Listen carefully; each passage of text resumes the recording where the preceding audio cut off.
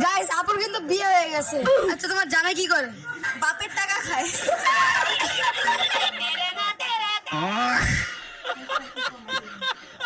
এখন আমি তোমাকে কোনো ধাঁধা ধরবো না, কোনো প্রশ্ন করব না।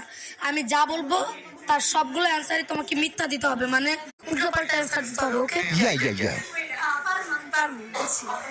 আচ্ছা 6 থেকে 7টা ধরবো, এটার ভিতরে সবগুলাই তুমি যদি রাইট বলে ফেলো তাহলে কিন্তু তোমার শাস্তি আছে। तो चलिए शुरू करते हैं। আচ্ছা তুমি কানে কি দিছো? তো প্রশ্ন হয়েছে। কানে স্ন্যাক্স দিছি।